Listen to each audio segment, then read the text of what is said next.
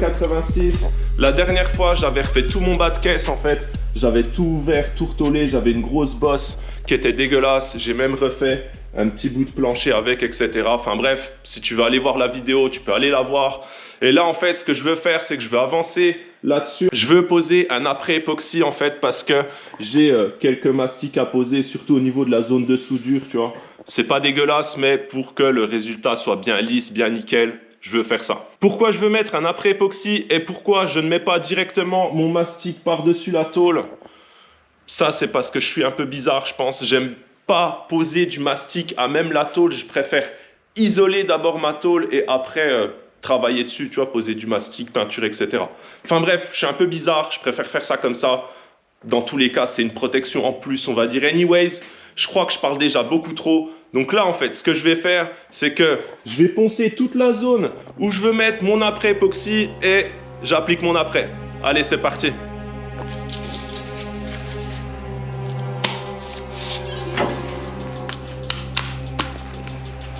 Et c'est parti.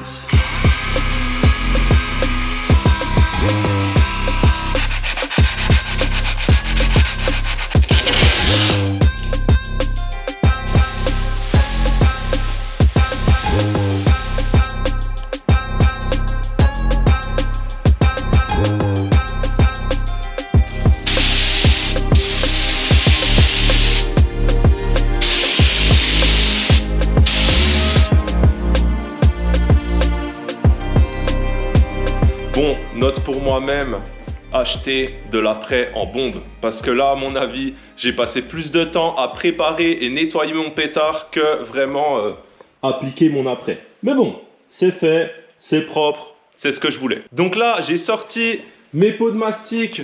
Je vais donc poncer le bas de caisse, appliquer mon mastic, reponcer mon mastic, réappliquer... Enfin... T'as compris, je vais faire ce que j'ai à faire, je vais poser mes mastiques et une fois que c'est fait, je te montre à quoi ça ressemble. Allez, c'est parti.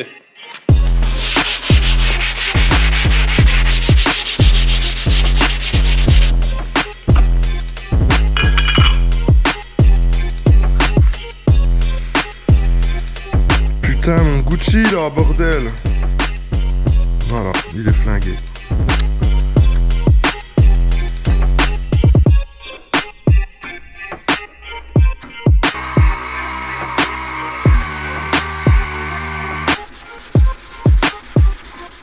Tu connais le proverbe qui dit « Si tu sais pas souder, eh ben tu sais meuler ». Eh ben ça s'applique un peu pour le mastic aussi. Si tu sais pas poser du mastic, eh ben tu sais poncer. Ou en tout cas, tu vas apprendre. Bref, tout ça pour dire que c'est bon, c'est fait. Ça m'a pris quand même toute la journée. J'ai commencé ce matin et là, il est 9h47. Bref, c'est quand même pas mal. Je suis quand même plutôt content. Un vrai carrossier, il dirait qu'il y a quand même 2-3 petites bosses. Mais bon. Comme je l'ai déjà dit, c'est pas une Testarossa Koenig spéciale et puis bah, ça reste une caisse de drift, hein, on va pas se mentir. L'objectif c'est quand même de faire quelques petites bosses sur toute cette carrosserie, quoi. Donc là c'est bon, je suis prêt pour mettre mon après garnissant. Donc c'est parti, je vais bâcher la bagnole, je vais préparer mon pétard, enfin je vais faire ce que j'ai à faire. Je mets mon après garnissant et je te montre à quoi ça ressemble une fois que c'est fait. Allez, action!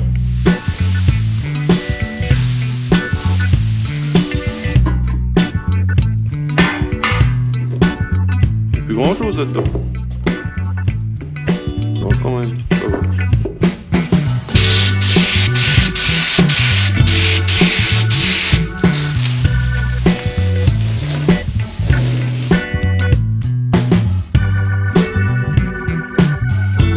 Ok, bon, j'ai posé mon après et j'ai quand même fait deux petites merdes. J'ai quand même fait deux petites coulures.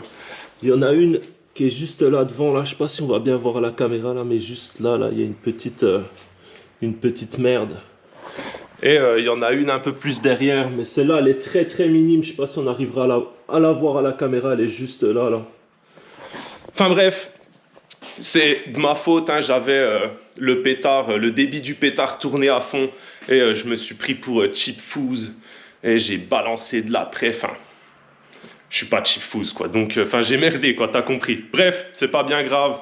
Ça se ponce, c'est que de l'après, c'est pas une grosse erreur. Et d'ailleurs, juste pour la petite info, enfin, petite info entre guillemets, je pense que tu t'en doutes, j'ai discuté avec 2 de mes refs qui sont carrossiers et ils m'ont dit, en vrai, pour faire ce genre de surface comme ça, là, une surface longue et lisse, pour le faire vraiment bien, en vrai, il faut une grande cale. Tu sais, les grandes cales de 400 mm, là, 400 et quelques, tu vois.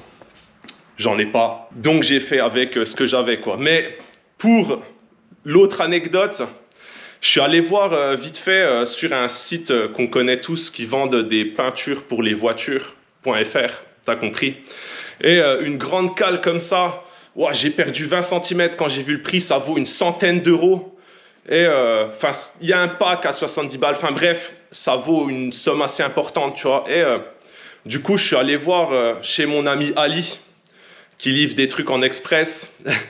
Et chez Ali, tu la trouves à, je crois c'est 13 ou 14 balles, enfin bref, 15 euros, t'en as une chez toi, 100 euros, 15 euros. Je pense qu'à 15 balles, même si je fais que 1 ou maxi 2 bas de caisse par an, on va dire, je pense que je vais quand même investir.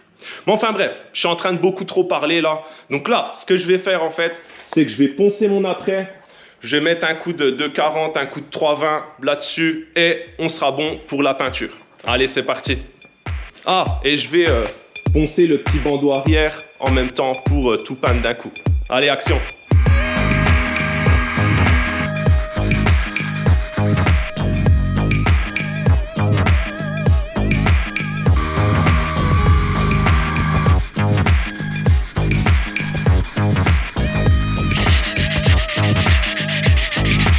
Ok, bon, j'ai masqué toute la voiture, j'ai tout bâché, etc.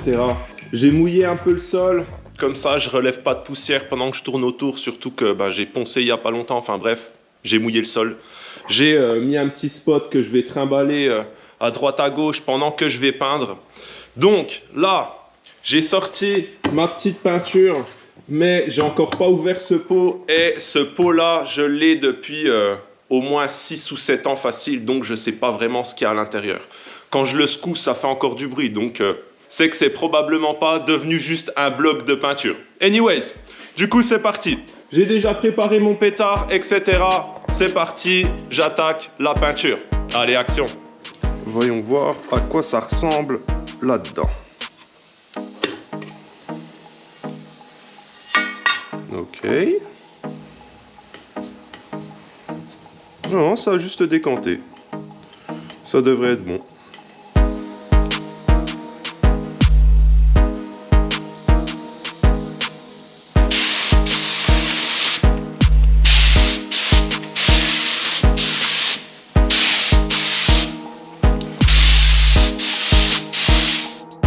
Boum.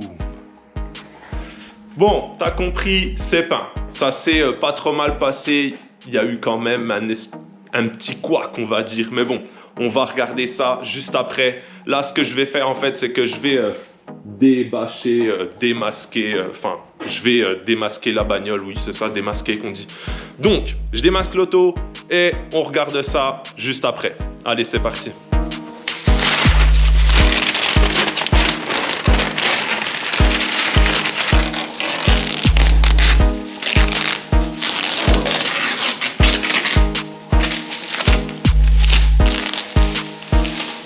Bon, par où commencer?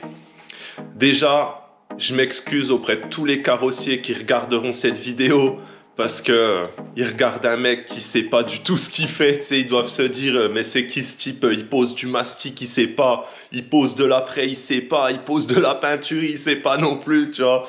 Mais enfin bref, t'as compris. Je fais ce que je peux avec ce que je sais. Je m'excuse. Mais bon. On va commencer, on va regarder ça là et on va commencer par ce que je savais déjà d'avant. C'est assez difficile de te montrer ça à la caméra, mais si tu regardes là, normalement, tu vois un petit peu là, tu vois cette espèce de surface un peu en peau d'orange là. Et bien en fait, ça, c'est de ma faute. En vrai, cette surface en peau d'orange, elle est là parce que j'ai pas balancer assez de peinture d'un coup, tu vois, genre j'ai pas fait une bonne couche épaisse, tu vois. J'avais tellement peur de faire des coulures que du coup en fait j'ai fait plusieurs couches fines et j'ai pas fait de passe où je charge ma grand-mère, tu vois, et que ça te fait un espèce de rendu bien propre, bien lisse, tu vois. On se rend pas compte là en dessous, mais là, c'est à peu près pareil que là. C'est pas non plus une catastrophe, tu vois, mais c'est un petit peu décevant, on va dire. Mais enfin bref, ça, il y a à peu près la même chose derrière. C'est un petit peu mieux, mais c'est pas non plus... Enfin, c'est pas incroyable, de toute façon, c'est pas non plus une peinture faite en cabine, etc. Hein, on va pas se mentir, peindre là-dedans, c'est pas génial, surtout qu'il faisait froid, enfin... Mais bon, ce problème-là, il est de ma faute, en fait, c'est parce que il faudrait balancer, faire une couche bien épaisse de peinture, ça, je l'ai plus ou moins su qu'après, je m'en doutais avant, et après, j'ai eu confirmation via mes refs qui sont carrossiers. Mais enfin bon, ça ira très bien. D'ailleurs, ces mêmes refs m'ont dit un truc, ils m'ont dit qu'il valait mieux avoir une petite peau d'orange qu'avoir des coulures sa race. Donc quelque part, on peut dire que c'est pas si mal. C'est mieux comme ça que s'il y avait des coulures. Parce que ça, si je veux récupérer cette surface en peau d'orange là, eh ben, je la ponce genre au 1000 ou au 2000 et après je la lustre et normalement en fait je devrais récupérer une surface bien lisse, bien propre quoi. Est-ce que je vais le faire? En tout cas pas tout de suite quoi. Bref, il y a ça et il y a un autre truc que je sais pas si on va bien se rendre compte à la caméra, mais je crois que si je me mets par là, on s'en rend assez compte, tu vois. C'est pas le même beige. C'est pas le même du tout en vrai. On est d'accord, c'est pas le même beige. En vrai, c'est exactement la même référence. Hein. C'est Toyota 557 la référence. Je sais qu'un jour, on me l'a demandé, je sais plus où, je sais plus qui. Je te le dis là dans cette vidéo. Toyota 557. Sauf que, enfin, je vais pas te faire un cours de peinture, mais si tu veux, cette peinture-là, ben déjà, elle a 10 ans, je sais pas combien d'années. Elle a pris le soleil, sa race, etc. Ça, c'est une peinture qui a été faite en cabine. C'était une peinture de marque Spießecker. Et moi, je peins sans cabine avec de la peinture en brillant direct. Ça a été une peinture Basalo vernis. Donc, de base, même si c'était la même marque, ce ne serait pas la même couleur. En plus de ça, celle-là, elle a pris le soleil. En plus de ça... Enfin bref, dans tous les cas, j'aurais jamais eu exactement la même teinte. Mais là, c'est vraiment... c'est quand même vraiment pas mal. Tu vois, on s'en rend quand même vraiment compte, quoi. Et faut se dire que là, on n'est pas à la lumière du jour. Je pense qu'à la lumière du soleil, ça va se voir sa race. Tu vois. Mais bon, c'est pas si grave. De loin, quand elle sera sale, elle aura exactement la même teinte partout. Donc, maintenant que ça c'est peint, je vais continuer un peu dans ce même milieu. En fait, il faut que je le fasse. Il faut que je protège ces petits bouts de tôle là. Surtout, il faut que je les protège sous la caisse. Il faut que je les protège sous la caisse. Donc, ce petit bout de tôle là, il faut que je protège tout le derrière du bas de caisse là parce que j'ai soudé.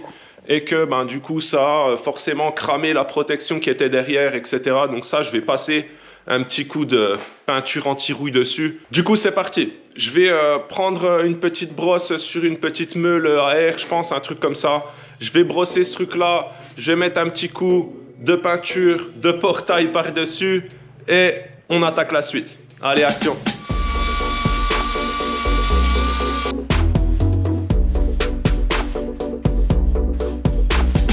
Bon, je suis désolé pour le bruit, mais il pleut sa race et je suis comme toi, je connais pas la danse du soleil, donc bah, j'arrête pas ça comme ça, quoi. T'as compris. Bref, j'ai posé ma petite peinture de portail. Je vais pas te montrer comment c'est en dessous, mais en gros, pour te donner un ordre d'idée, tu vois, j'en ai fait un petit bout là. C'est comme ça, quoi. J'ai fait ça à peu près sur toute la longueur de la petite languette qui est là. Sous le bas de caisse. Comme ça, en fait, ça protège les petites zones qui avaient un peu brûlé quand j'ai soudé mon bas de caisse. Du coup, là, j'ai officiellement fini, enfin, entre guillemets, quoi, la peinture extérieure, en tout cas, les retouches de peinture extérieure que je voulais faire sur la caisse. Je dis bien sur la caisse parce que, en réfléchissant, il y a encore 2 ou 3 éléments que je veux retoucher. Putain, là, il commence à vraiment pleuvoir pas mal, là. J'espère qu'on m'entend toujours à la caméra. Bref, là, la prochaine étape, c'est de reboucher les quelques trous que j'ai à l'intérieur de la caisse, en fait, les gros trous comme ça, là. Je veux reboucher tout ça. Pourquoi je veux reboucher ces trous-là? Parce que d'origine, il y a des gros caoutchoucs et en cours de route, j'ai perdu les caoutchoucs depuis la première fois que je l'ai refait, depuis 10 ans. Et en fait, ce qui se passait, c'est que quand je roulais sous la pluie, eh ben, l'eau, elle remontait par les trous.